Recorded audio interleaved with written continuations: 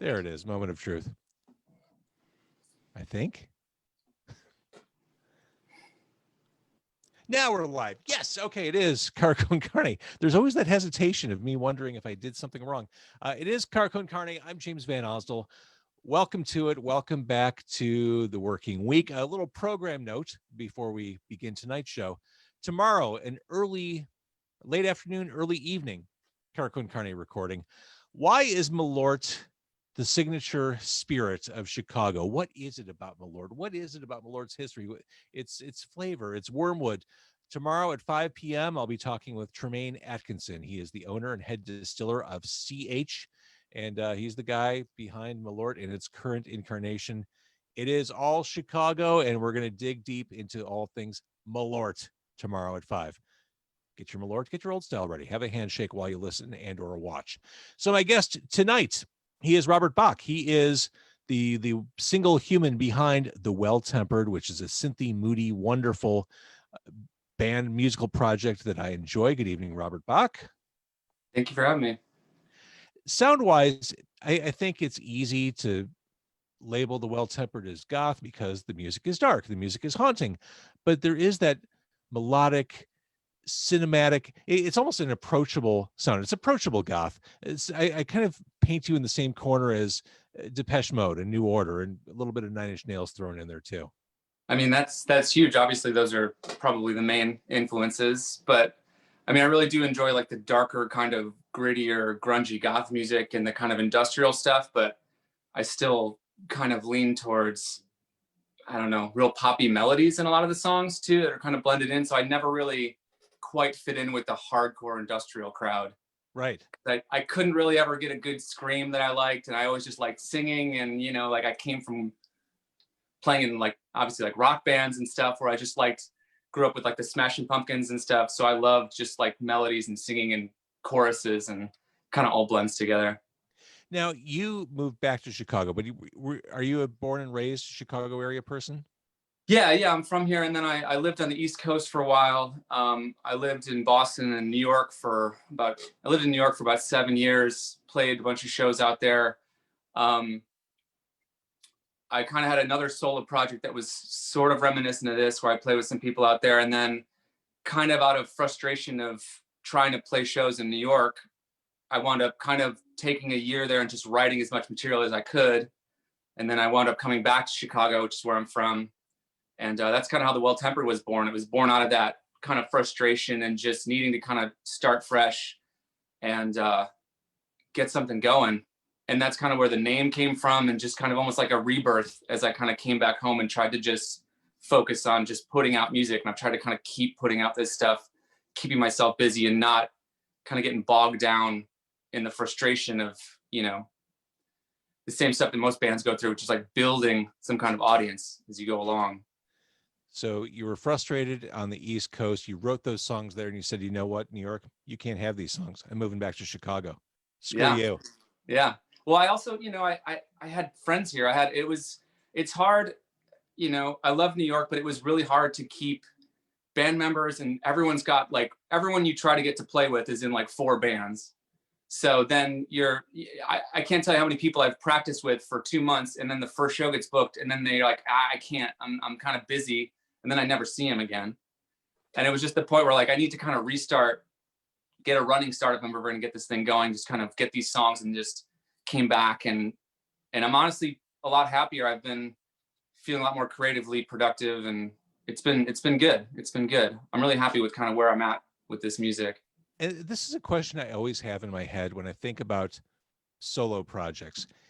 The ability to write and visualize or hear in your head all those different parts and how they work together, as opposed to someone who's a guitarist in a band and that person is able to figure out that sound. I mean, you're thinking about the beats, all the different elements synthesized together, which seems like a big creative puzzle to solve. Yeah, it is. And it's pretty addictive at the same time, because I feel like, you know, I've been doing it kind of like this way for a long time, where I kind of take everything and assemble it. And then I kind of have, obviously live, it is with other members. Like there's a band, I have a drummer, but it is kind of like a fun creative project to watch the layering. And honestly, the layering is the part where I have to kind of reel it in, because it's easy to just like build and build and build working in computers, and you don't have like, you're not in a studio where you have limited number of tracks. So it's easy to kind of let your creativity run wild, but that's a fun challenge too, is kind of controlling yourself while you're also have almost infinite room to expand on these songs. But yeah, it's pretty addictive to have that kind of creative freedom when you're by yourself. And especially when you start building these ideas, it becomes really, really exciting. I bet. But yeah. I was trying to think of when I first heard The Well Tempered, and I just started digging and going back through my stuff. I realized that I found you on Bandcamp. Oh, really? I found you there a couple years ago, and I found the email. I requested that you send me music for my show, Demo 312. Yes, that's right. I was very flattered and surprised because, you know, obviously my formative years were spent listening to Q101, listening to you on Q101, and then I moved back to Chicago. It's like, I'm going to start over. Here I go. And then you emailed me. I was a little bit shocked. It was a really good moment, to be honest. And that all said, if you are a local musician listening, it's much easier if you send me stuff for my show. Digging is hard, but sometimes I find gold, like I did with The Well Tempered. And I remember the first song that I really connected to of yours is The Void is a Mirror. I played that a few times on my show. I love that. And that could that be a more goth title? I don't think so. The Void is a Mirror. That's yeah. That's all about despair. If I had a soul, it would have left me, for I cannot provide. There was a chance now, looking back, to make up answers to find. You seem cheery and lively, but there's definitely that darkness. It's a good avenue for it, for sure. I mean, that's what the music is for. It is funny because lyrically, I kind of will. It's almost kind of a stream of consciousness writing, and then I'll go about my day and I'll come back and kind of look at the lyrics, and it's not really the way I speak necessarily. It's not, I don't sit there and just kind of brood all the time, but it's definitely a side of me that I can express in the songs. And I really enjoy it. Lyrics are very, it's one of those things where I really love writing music and I love playing music, but writing sometimes is like, you have to get in the right headspace for it. And it becomes something that I kind of put off because you do have to kind of like get in that space to find those moments and find those lyrics. Yeah, it's not like working in a cubicle where someone says, I need you to be productive. I need you to do X, Y, and Z by 5 p.m. You can't put a deadline on that. You can't put that much structure on it. It kind of has to be, you have to, like you said, you have to be in that groove, in that moment. Yeah. Yeah. And it's really rewarding, but it does take some time, which is, again, kind of comes back to why I moved back to Chicago. Was, you know, it's hard to, you need to be ready to kind of grab those moments when you have them, and you have to be able to kind of give yourself the freedom to do it. And I felt like I just needed a little air to breathe in a way. You know, it's kind of, it's so ethereal because it's just like your mood and like your environment. And you can kind of, people can work with what they have, but I felt like that was the right thing for me. And then at the end of the day, I kind of felt I've put out more music that I've liked in just a couple of years living in Chicago. And like the whole time I was just like struggling and just kind of straining. I felt like I was kind of choking the life out of what I was doing. So I was so obsessed with trying to like get someone's attention and just trying to like stand out in that scene, that it starts to kind of make you doubt yourself. And it's just, and I feel like this city is more welcoming of the kind of stuff you do. I feel like this town is, I mean, readily embraces your type of sound. Yeah. I mean, you know, going back to I wasn't really involved in like the Wax Trax days, but right. Like, I feel like that's a huge heritage that the city has, going back with like, you know, hot dogs and deep dish pizza. You know, you think about that scene, and it's, you know, going to like the Coal Waves Festival and like the annual festival that is in Metro. And it's just, you see that community that was kind of before my time, but it's really heartwarming, and everyone's really close, and it's nice. It's really nice. It kind of feels like a good place to kind of present yourself here, you know? Without a doubt. So the most recent EP from The Well Tempered is Three Sisters. It's 3 songs. People call it chatter. I Was the Poison. What Will Become of Us. These are songs that were your reaction to the pandemic last year? Yeah, it was something I wanted to keep busy. I feel, I've got a lot of music since then that I've been writing, but I'm kind of waiting for the right cohesion to kind of put out another record. But it was just kind of, again, it was almost a thing where I was kind of writing in the moment of how I felt. And as the songs were coming out, these kind of like this kind of storyline was forming kind of in front of me. And that's why when you listen to that record, like the People Call It Chatter literally starts with crowd noise, which at the time I had recorded that at a show that I was just at, just kind of like, this was interesting. Like the singer was kind of talking to the crowd and he was observing the kind of beauty of the noise of just people in a room together. And I was like, this is interesting. I just recorded it on my phone, like a voice memo, just kind of like, that might be a cool atmosphere thing for a song. I do that all the time. So, I don't always use them. But then when I was listening back to kind of ideas and voice memos I recorded, I heard this crowd noise and this guy just kind of sitting back and going like, this is beautiful. Like this, and that's the line, this title is from that, him going like, what do they call it? They call it chatter. And then you listen to it. And then at the end of the song, it goes like goes like, and stops. And then it goes in this really tight kind of synth arpeggio. And it kind of does represent like the end of hearing crowds. Yeah. And then it goes on to kind of like the what's going on and kind of the chaos of like the transition. And then the last song, obviously, What Will Become of Us, is a pretty obvious title of like, now what do we do? And like, remember when things were shutting down, people were saying, well, obviously, like, we'll see if this lasts a week. Like, I couldn't imagine it going more than a month. Right. Like that was the kind of the talk with everybody. And kind of going back, it really does. Each song almost has like a progression in it too. And it's a 3-song EP that, it's only 3 songs, but I really feel like it paints a really good picture, at least from my perspective, of how I was feeling and kind of like the before, during, and after phase. And then the title 3 Sisters comes from a term of rogue waves that would hit boats in the center of the ocean, where there's stories of like rogue waves that would come up that would just be like 100 feet out of nowhere and just wipe off those giant like freighter carriers, and they would just disappear in the middle of the ocean. And then there's different types of rogue waves, and one of them is they call it the 3 Sisters because it's 1, 2, 3. It's like a small one, a giant one that just takes it out, and then one that kind of like quietly goes back after it. And I felt like that's kind of what we all got hit with at the same time. Yeah. And we all kind of just disappeared in a way and got buried in this. And it just kind of was something I was really happy to kind of get out. And I'm really happy that it kind of came out the way it did. And it was fun, not fun, but it was kind of rewarding to put something out that I was feeling in the moment quickly. And I just kind of recorded it, posted that it was coming out in like a week or so, and then just released it myself online, which is the beauty of just being able to like present it to the world. Right. Yourself and not have to, I would love to press like a box set of vinyl of all the EPs I put out since I moved back, but there's something to be said for just putting out something that people are going to listen to at this style anyway, whether it's streaming or digital, and just having that and just being able to kind of present it in the moment and almost be like, I wrote and recorded these like 2 weeks ago, and now you're hearing it in any country in the world. It's pretty amazing. I totally agree. And I love the concept, and learning the origin of 3 Sisters is really cool, and it's totally apropos.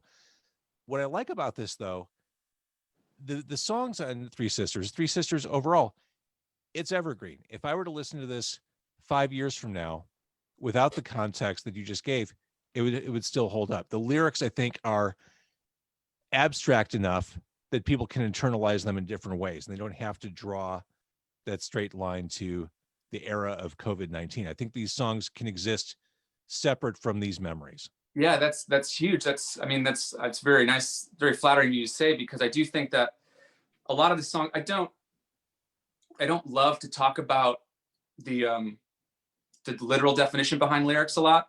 I'd love to just leave the lyrics. On Bandcamp, I don't know, like all my lyrics are on every record for Bandcamp. I've typed them all out. And I love that you do that. I wish more bands did that. Yeah, because I love lyrics. I love vocals. I love lyrics, and that's what I like to do. Yeah, because I am proud of the lyrics, and I like, I put a lot of work into them, and then I like to kind of put them out there for people to interpret, because I feel like sometimes a song will be a very, very specific thing, but I'll write it in a way that almost sounds kind of like a love song. So if someone's going through something and they listen to this song, they're not going to think about a deadly pandemic or something. They're going to be longing for somebody else, you know, right. It means some kind of romantic situation. And then, because I mean, when, you know, we're listening to music as I grew up, like sometimes you listen to a song and then you hear a band talk about it and they're like, oh, that was about like this goldfish I had, or I was like, my car broke down one day and I thought it was this love song and I was like imagining about a certain person. So I kind of like to leave the lyrics open, like you were saying, where it doesn't it's not literally something, but it is to me, but it could mean a lot of things to different people.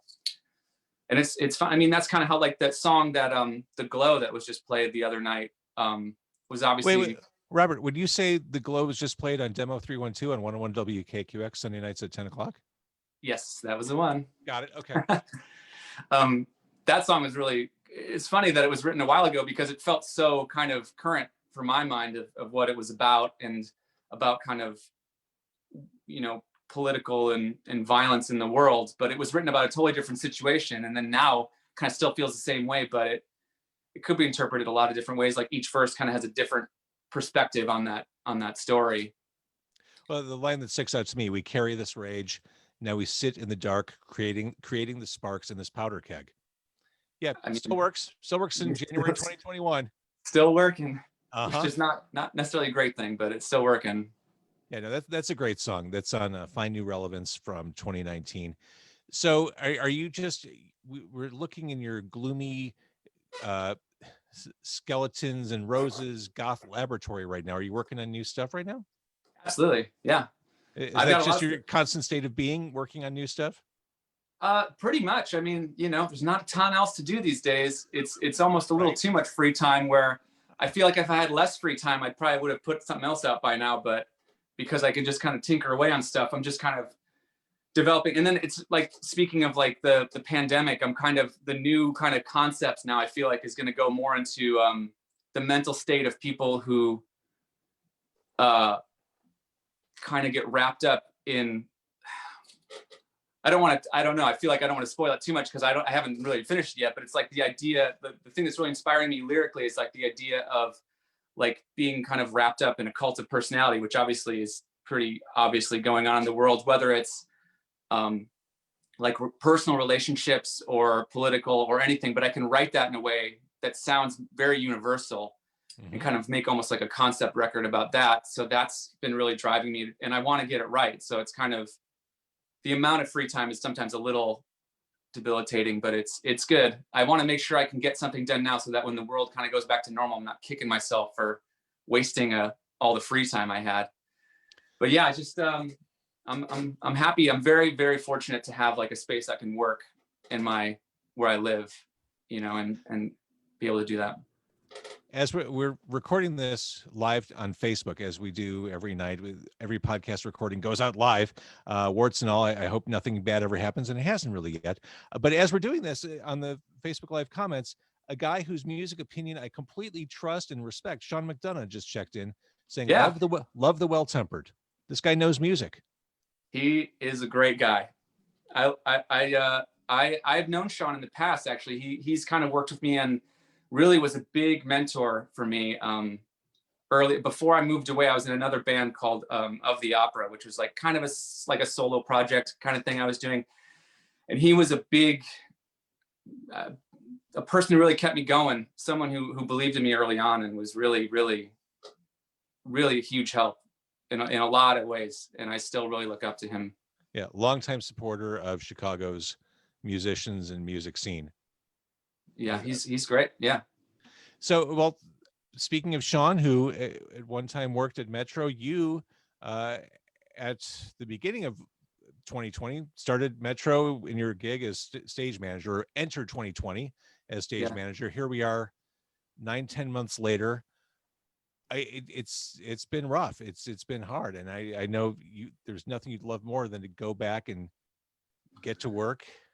Yeah, it's like I said, when everyone was kind of like waving goodbye back in, you know, was it March of 2019, we're all like, well, we'll see you pretty soon. Like this is weird, but we'll probably see you in like a week or two. Like there's still, I've kind of visited back there here and there, and there's still the posters hanging for the shows that were like just about to happen when everything shut down. It's kind of eerie.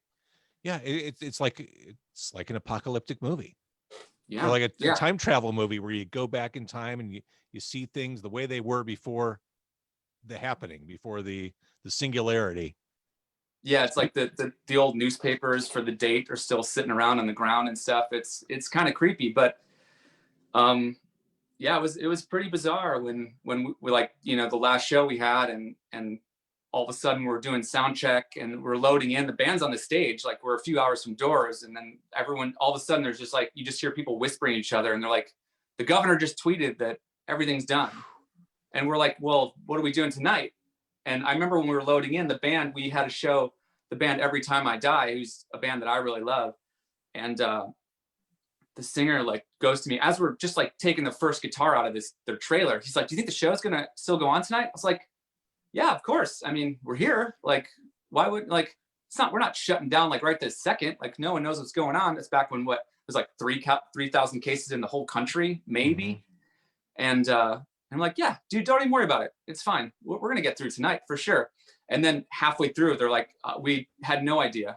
Joe Shanahan, owner of the Metro, was busy on the phone with politicians and people going like, what are we doing? Yeah. What are we doing? Like, what's happening? And the guitarist of the band is like, I just bought a house this year. I hope that the tour isn't canceled, and just, I'm like, yeah, me too.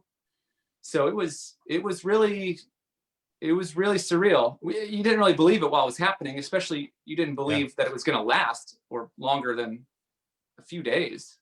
Yeah, through the new year. Yeah, I know.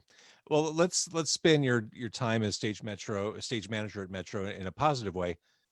Tell me about some great concert memories. Work in the room.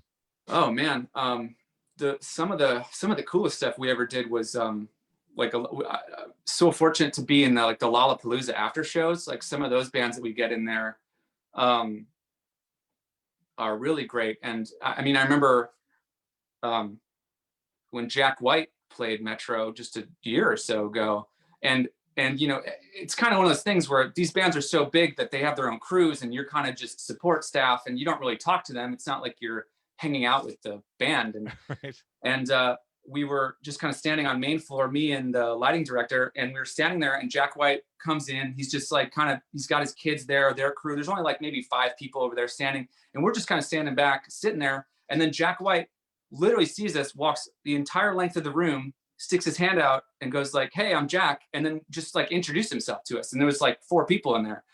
And not a lot of people do that. And it was really nice. That's like I'll never forget that, like a really amazing memory of just meeting people and seeing bands like the Foo Fighters playing in like a 1,100 cap room. And then there's been some amazing things. And then at the same time, I'll see like smaller bands that just blow the roof off the place. So it's so all over the place. It's hard to even go back and remember, because you see shows day after day after day. And it's easy to be cynical because, you're just like, oh, these guys and these guys and these guys are playing the show. But then sometimes you see some stuff that just kind of really, you're like, I didn't even expect this. And it was such a good show. And then you kind of have to process it for a few days. That's why we keep going to shows, for those moments. Yeah, it's pretty amazing. It's one of those things, again, like it's easy to be cynical and kind of go like, oh, another band or these guys, or roll your eyes. But then now you're kind of like, that was a lot of fun. I would kind of like to go back to doing that kind of stuff right now. And as you mentioned, smaller bands playing Metro, there is nothing like being in that room and seeing a band on stage, a smaller band, and realizing this will be the last time I get to see this band on a stage like this. Like when you see that band clearly on that trajectory where their next stop is going to be the Riviera or the Aragon, like they're about to just completely leapfrog ahead in the career, and you're there at like that moment. That to me is super exciting. Yeah, it's pretty amazing. And yeah, there's like some rock bands, but then there's even like some bands like some people might not be fans, but I think the production, like the songwriting, like when we had like Billie Eilish or something there, like a week before she's playing the United Center, and like just teenagers were just like screaming and crying at her meet and greet. And I'm just like, who is this? What is this? What is going on? Who is this person? And then of course now it's like the most Googled name of the whole year or something. Right. So it's just, it's weird little moments like that. And we had this band Empire of the Sun that came through that had probably the same like production package they had when they played the Sydney Opera House, with like a full LED wall, full cryo, full lasers, truss, strobes, backup dancers. The whole stage was filled with multi-level risers where there was no stage left anymore. It was unbelievable. And they played 3 nights in a row. And that was really amazing. We had to lugging 6 giant CO2 cans up the stairs at Metro every day for their cryo setup. I mean, at the time you're like, geez, but that's when you get those shows where, Metro, everyone's like, oh, where's your elevator? And we're like, there's no elevator. Cute. When you show up with a semi truck of gear, it's getting hand carried up those stairs. So get ready. But every day is leg day when you're the stage manager at Metro. Best shape of my life, I'm sure. I mean, really, I'm a little nervous that I got to kind of get into it a little bit, start working out before things start over again. Cause you go to work and you don't exactly know what's coming in. You have an idea, but you don't exactly know. You can never expect 3 days of cryo tanks going up and down those stairs. You can never prepare for that. And they're heavier than you think. You think CO2, it's air. How heavy could it be? It's heavy. It takes 3 people to lift that thing up the stairs. All right. So back to the Well-Tempered. Sure. I love the music you're doing. I think you sound great. Three Sisters is the most recent EP. We can stream it everywhere. They can find you on Bandcamp, as I did back in the day. Yep. But I love what you're doing, Robert. Keep sequestered there. And if you're looking for a new hobby while you're stuck there, it would be pretty goth if you picked up an absinthe habit. Yeah, I think that'd be cool. I think, really get really, really dark and really troubled. Just get right to the brink of ruining my whole life. Start creating those Edgar Allan Poe moments for yourself. I like it. That's something I could do. Yeah, that'd be a good social media expansion to add to my presence online. That's what I'm saying. You need a hook. You need a hook to reel people in. That's right.